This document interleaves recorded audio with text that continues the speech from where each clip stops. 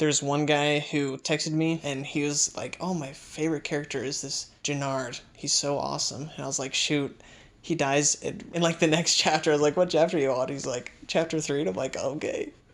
And then he texted me a few days later. I was like, you killed him! Why would you do that?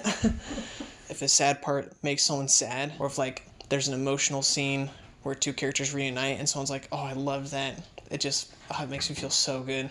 The premise of the book, it's like urban exploring and Dungeons and Dragons and Lovecraft all kind of mashed together. So it's like magical architecture. There's this giant labyrinth that the main characters are exploring and have to get through, and every room in the labyrinth does something different. Sometimes it's like benign. There's one room where it's just like a copy of a town that refreshes every year. Then there's one where it's a room full of trees covered in thorns, and if you get pricked by one of the thorns, then a tree grows out of you, killing you in a really grotesque way. So the main character is a fake architect, so he wants to build the kind of rooms that make up the labyrinth, but he doesn't have enough money to like go to school and get accredited and stuff like that.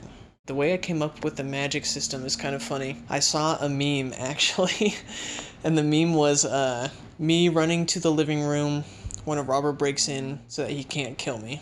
So it's like a pun about like, you can't die in the living room. Yeah.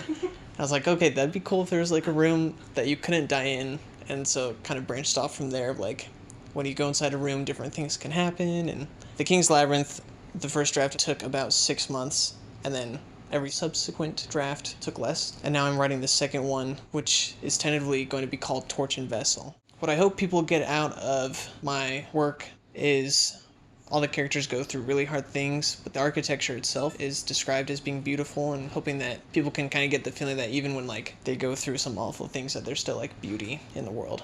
That's kind of what I hope people get out of the books.